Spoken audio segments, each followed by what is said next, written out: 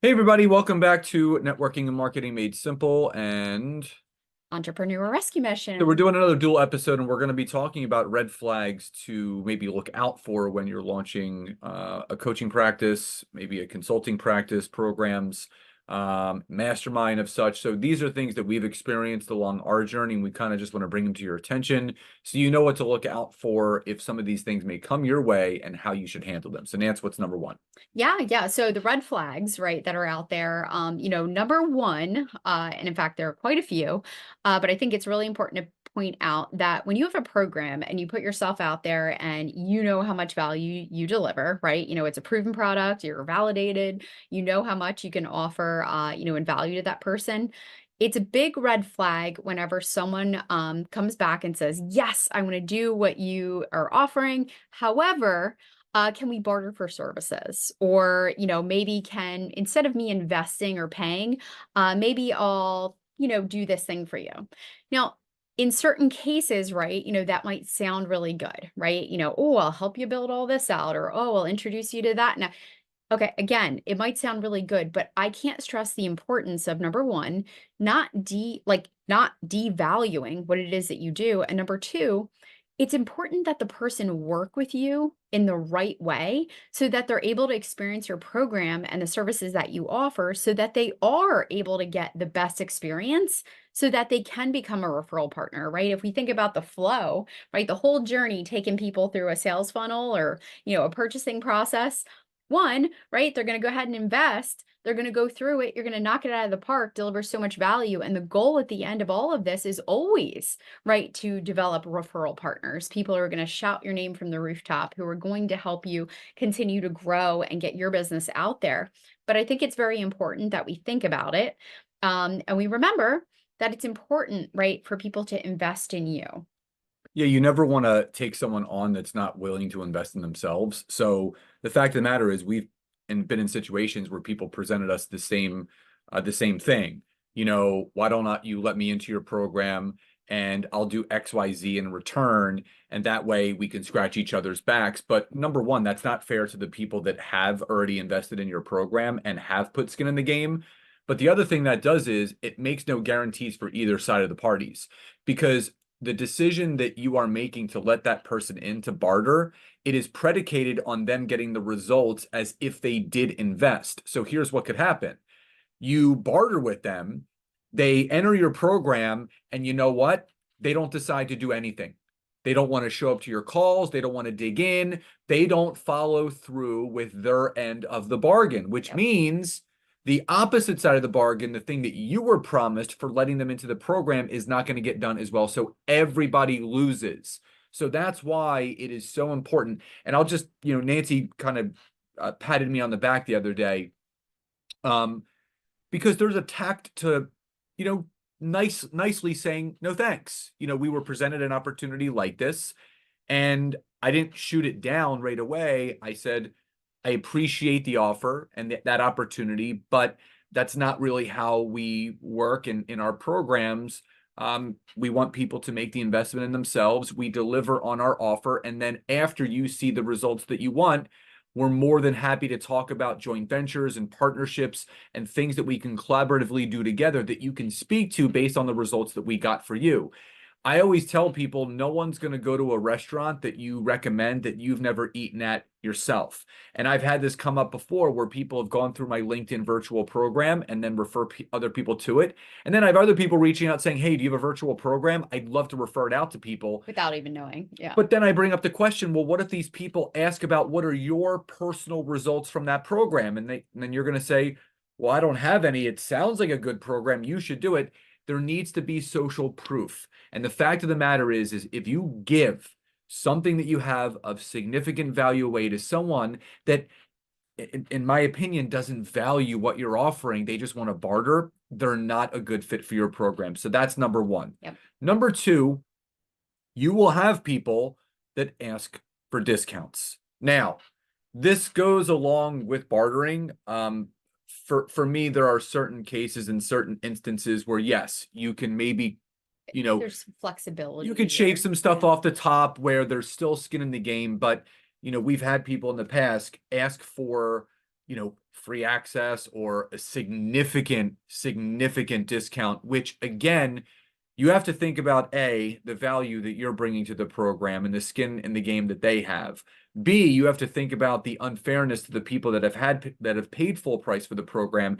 And C, you then have to think about, okay, if this person is really in this financial situation where they can't really afford the full price, maybe it's not the best time for them to do the program right now. Yeah, absolutely. And also I just want to kind of note out there, if you do have prospecting calls, for example, and you've booked some calls with people and they're so fired up and they're so excited, when things like this come up, it's not a bad idea. In fact, right, I sometimes have a little note card to have maybe some other services or things that you could maybe offer instead, right? So, we call that either downselling or cross selling or however you want to call it.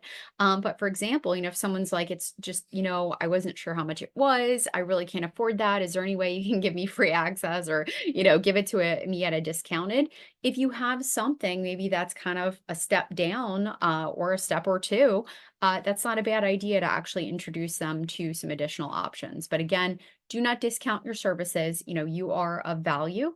And again, it might not be the right person, who is obviously looking to work with you. Yeah. Now, the third and final thing, they're kind of lumped together. So what I want to quantify with this, Nancy and I learned a valuable lesson in one of our launches, probably about a year and a half ago.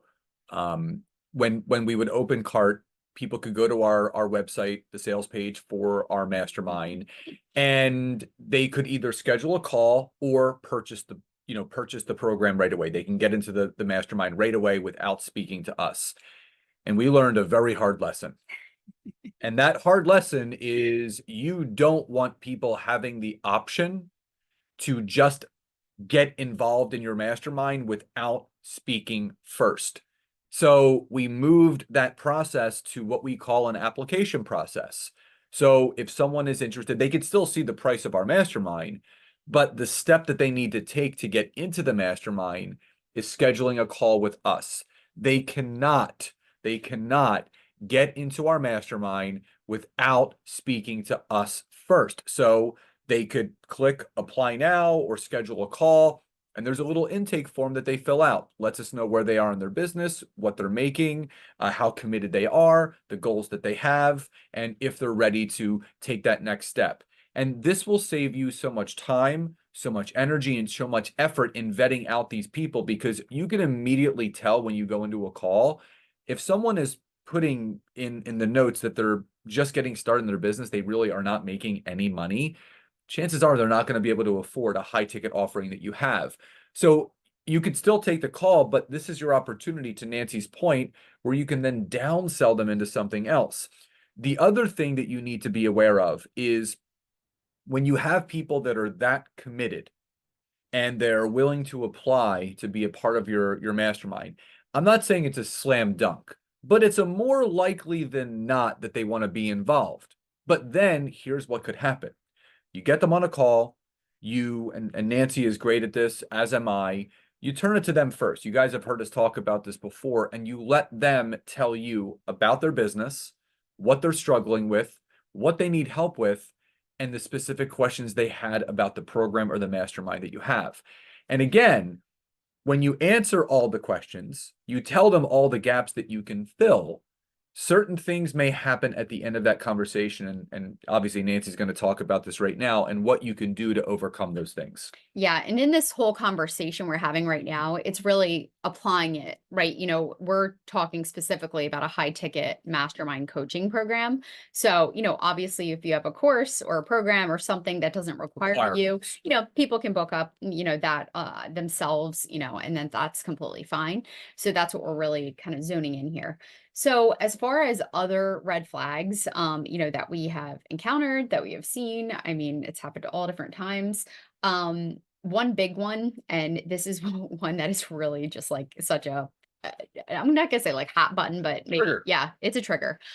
Is whenever we have people join, our programs or our mastermind or our workshops even, and when we ask them if they're committed to building their business, meaning, this isn't just a hobby, this is something that you're very serious. You're absolutely in. And people say that they're they're not fully committed. That is a huge red flag, right? Because I'm not going to sit here and try to convince someone who isn't even committed, number one, to their business. Two, right, to invest in a program where I know you're going to have to be committed because, in a business, I always say to Scott, building a business is simple as far as foundational and structure and whatever, but it is very hard at times, right? That things get thrown your way, whether it be clients or, generating leads or putting the systems and the processes in place. It's not going to be sunshine and rainbows all the time, right? Especially in the beginning, it takes a lot. So if you are half-assing it, if you are just like 1 foot in, 1 foot out, I'm like commitment level 2 or 3 or 5 or even a 4, even like 20 out of 30, like be all in, okay? Be committed to building and growing your business. So that's another red flag, and again, you can help to identify these people by doing something like an assessment, prior to maybe the workshop that you do or a masterclass. You can even do it in a feedback form after it. During the workshop, you can ask the question. But again, you want to really vet that out and you want to see how interested people are in building their business. Because again, if you are lax about building your business and you are just, it's kind of cool and fun, it's not going to work. Okay. So that's a big hot button for me. Yeah. And I would say the one other one that I want to kind of throw in there before we end today's episode is that, with the poor decision making or the not vetting enough out of the right people is going back to like the person that, yeah, they're committed, they want to do this. And then you get to the part where they start coming up with excuses. And, now may not be the right time. I need to talk to my husband, my wife, my significant other, the dog catcher, the milkman. They need to get permission from someone else. So a simple thing that you can do, and this is advice that Nancy and I gave to someone at one point. It was someone that wanted to be a part of one of our programs, and they were really interested, but they needed to talk to their significant other. And the wording that they used is, I have to ask my significant other. And I just made a very helpful suggestion as far as sales goes. And this is something I've learned years ago, is when you ask someone for permission, instead of asking them to support you in a decision that you want to make, it's a completely different psychological happening. So if Nancy came to me and said, can I join this program for X amount of dollars? Again, that puts my mindset into a different place. But if Nancy came to me and said, listen, I'm really serious about growing my business. I found this great program. It is totally solves all my problems. I know it's going to help me. And I would love to have your support in me making this decision and joining. Those are two different statements. You can hear the feeling behind that. And we gave this advice and they actually really appreciate it. They're like, I'm going to try that and I hope it goes well. But here's the thing. When someone needs to get third-party approval, something that Nancy also says, well, we'd be happy to talk to your significant other if that would help, because what people try to do is they don't know how to explain your program better than you. So they'll try to remember everything that you talked about and things that you said, and they're going to miss certain things, which devalues what you're actually doing, which will make it an easy no for the person they're looking to get permission from. So it's always better to include that person in the conversation if they're open to it. Now, things have come up where they said, no, I'm not going to ask them to join you on a call. That is a sign, a significant sign that their answer is going to be no. And people will always tell you, this is the final thing before we end today's episode. People will always tell you what they want you to hear. They want you to hear, let me talk to my significant other. Let me get back to you on Sunday. Let me get some things together, because we've been told that before too. Yep, totally in. Just got to get a couple pieces in place and I'll be diving in 2 days. And then you do your natural follow-up when 2 days goes by and nothing has happened. And they're like, oh yeah, I'm going to have to wait till next time. And then there's been other times where we've had calls with people. They're like, yep, well, here's my card. What do we need to do? I want to sign up. So having the application process, but also more importantly, looking out for these red flags is going to save you stress. It's going to dequalify people so no one's time is wasted. And I will appreciate someone had booked a call with us one time and they were looking to get, funding or whatever they needed in place to be able to invest with us. And they took the common courtesy and they reached out to us a day before the call was supposed to happen. And they said, I apologize. The funding I needed for this is not there. I don't want to waste any of your time. Now is not the right time. Please go ahead and cancel the call. And we appreciate that because we're not going to get on the phone with someone and try to convince them to make an investment when they don't have the money to invest. So these are just some of the red flags that you need to keep your ears open to when you are interviewing people that are applying to any of your programs. Yeah. And, I just want to throw out there that, there's something called, in fact, the book, Book Yourself Solid is the book, that I was reading. And within the first couple chapters, the author talks about something called the velvet rope policy.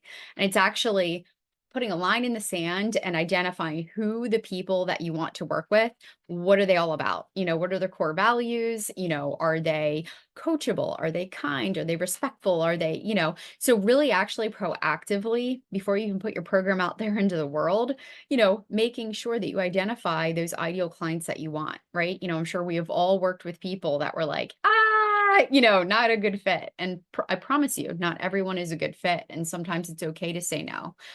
So anyway, hope you guys really, obviously enjoyed these tips. The other thing that I did want to throw out there, it's important also in our messaging, right? Once you actually identify who that velvet rope policy, when you're posting content, when you're putting stuff out there, whether it be articles, blogs, even, the lead magnets that you create, make sure that you include some of that verbiage, right? With the ideal people that you're looking for, right? If you are a coach or a consultant and you have a high ticket program like this, and you're really looking to work with people who are at different stages, there are different things that you can do and different tactics. And so we're actually going to be teaching a little bit of this during our simple content creation workshop that's going to be coming up soon.